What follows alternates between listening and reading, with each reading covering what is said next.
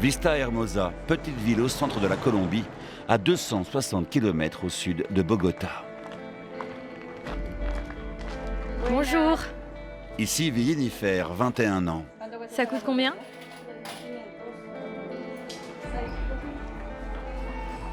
Jennifer est une jeune Colombienne, pas comme les autres. Dans ce village, je crois que je représente la jeunesse, le futur. Parce que même si je n'ai pas encore fait beaucoup de choses, je suis quand même jeune pour faire ce métier. Mais j'aime ça. Maman, est-ce que tu as besoin d'aide? Le métier de Jennifer, c'est démineuse.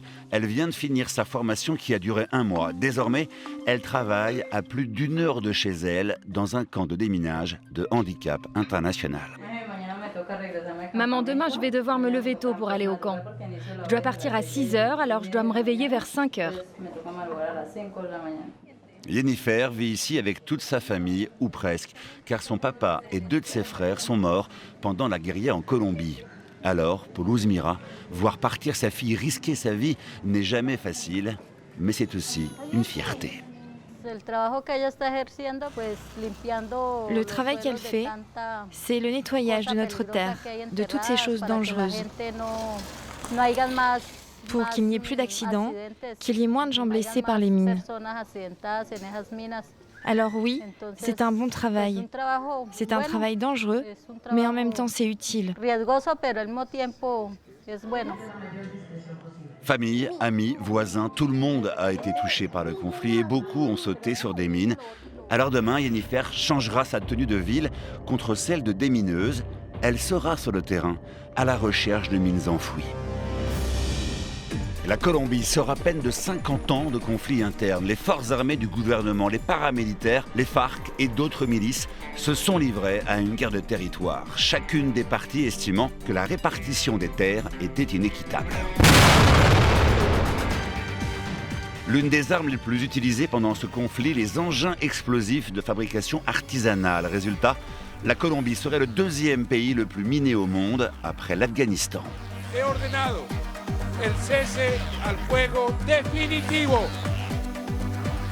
Mais même après la guerre, les mines antipersonnelles continuent de faire des ravages.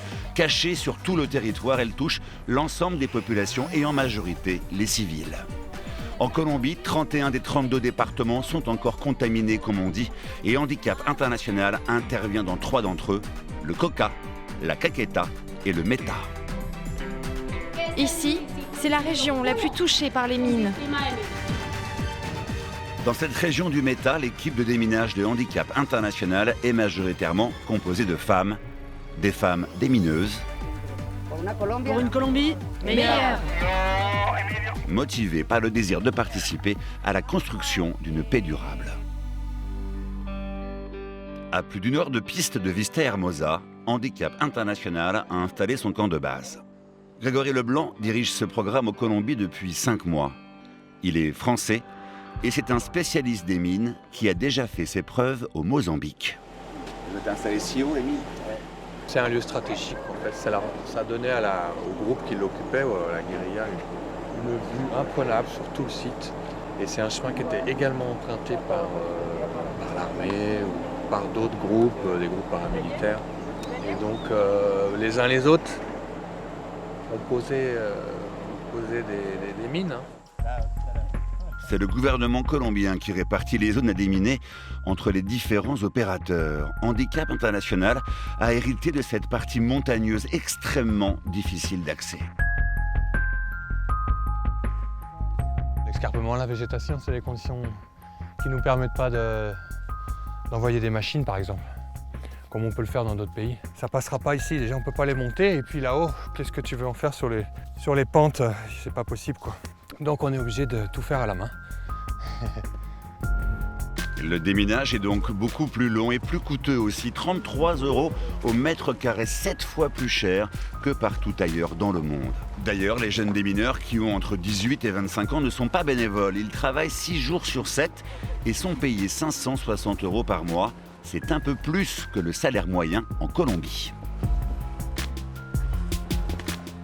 Bonjour. Voilà. Jaco, C'est qui ça? C'est Jayco. C'est son chien, c'est devenu un peu la mascotte du camp. Ces 6 jours de travail par semaine, il les passe dans ce camp opérationnel. Cela fait 2 semaines qu'il est installé ici, à flanc de montagne. Voilà, on est au camp de Caminoré. Ici, c'est le bloc sanitaire qu'on a installé. Des toilettes, des douches, Les tentes pour nos équipes de démineurs. avec des chambres aménagées pour 4 personnes. Ici, c'est le stock avec les cartes du site qu'on est en train de déminer, les données du terrain. Plus loin, la cuisine, d'autres tentes. Voilà, c'est un camp un peu spartiate, mais fonctionnel. Il y a même une cuisinière et 2 aides de camp. Yennefer, notre jeune démineuse, a laissé sa famille à Vista Hermosa pour vivre ici, donc la majeure partie de son temps, avec 13 autres démineurs. Marta, la chef de base de la région, est l'une des plus expérimentées du groupe. Cela fait 5 ans qu'elle est sur le terrain. Tout le monde vit très bien ici. Nous sommes plus qu'une équipe. Nous formons comme une deuxième famille. Marta a perdu son père dans la guérilla, assassiné par les FARC. Et elle-même a marché sur une mine quand elle avait 14 ans. Par chance, l'explosif ne s'est pas déclenché. Alors, l'esprit de famille est très important pour ces démineurs qui prennent de gros risques chaque jour. Pour assurer leur sécurité, ils devront porter sur le terrain une tenue de protection. Ça pèse entre 3 kg et 3,5 kg. Ce gilet inifugé est composé à l'intérieur de 25 couches de Kevlar. C'est cette partie qui te protège de l'impact. Si tu le mets dans ce sens-là, ça ne te sert à rien. Et cette visière est en polycarbonate. Et il n'y a rien pour protéger les pieds? Alors les pieds, ils ont des bottes. Parce que là, on est protégé partout sauf les jambes. En fait, regarde, la position du démineur, c'est comme ça. Le tablier, c'est un tablier. Tu vois, la position de déminage, c'est à genoux. Mais l'attirail du démineur ne s'arrête pas là. C'est quoi ça là? C'est le set, le kit de déminage, le kit quotidien. Des piquets pour le marquage, il y a tous les outils quoi, pour déblayer la terre. C'est ça qui pèse le plus lourd. 13 kilos au total, le poids de l'effort de paix pour les jeunes démineurs comme Yennefer. Comme elle, 35 démineurs ont été formés par Handicap International en Colombie.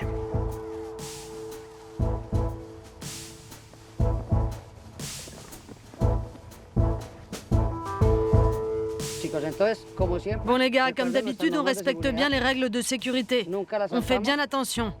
On va bien bosser toute la journée pour nettoyer cette zone. Et pourquoi? Pour une Colombie meilleure. Il est l'heure d'ouvrir les couloirs de déminage. Chacun se prépare à son poste, des postes éloignés les uns des autres pour limiter les dégâts en cas d'explosion. Yennefer prépare son outil le plus important, un détecteur de métal. Elle va travailler par tranche de 45 minutes car elle doit conserver une concentration maximale. Entre chaque tranche, elle se reposera un quart d'heure. À la 1, à la 2 et à la 3. Visière! C'est le signal qui annonce le début de l'opération de déminage. Masque obligatoire pour tout le monde sans exception et ce jusqu'au prochain coup de sifflet. Au moment de commencer, je m'en remets à Dieu. Je prie avant de sortir.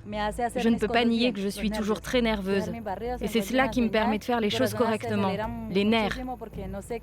Si le détecteur me signale quelque chose, mon cœur se met à battre très vite, car je ne sais pas ce qu'il peut y avoir sous la terre. Il peut y avoir quelque chose de très dangereux que je ne peux pas voir. Je dois être très prudente tant que je ne sais pas ce que c'est. Le travail de déminage est un travail de fourmi, surtout quand la végétation est si dense. Chaque centimètre doit d'abord être nettoyé avec beaucoup de prudence. Le piège, c'est que l'engin explosif artisanal est quasiment invisible. Les déclencheurs se confondent souvent avec des brins d'herbe. Alors chaque démineur progresse d'à peine 4 à 10 mètres par jour. Après, s'ils trouvent un engin, une mine, ils le découvrent par-dessous, par le côté, et ils appellent leur superviseur, qui a l'habilitation, l'accréditation à le détruire, se charge de la destruction. Rien que cette année, près de 6000 engins explosifs ont été neutralisés en Colombie. Et heureusement, on ne trouve pas des mines tous les jours. D'ailleurs aujourd'hui, sous la supervision de Martha, tout s'est bien passé pour Jennifer, qui n'a rien découvert d'inquiétant. Visière!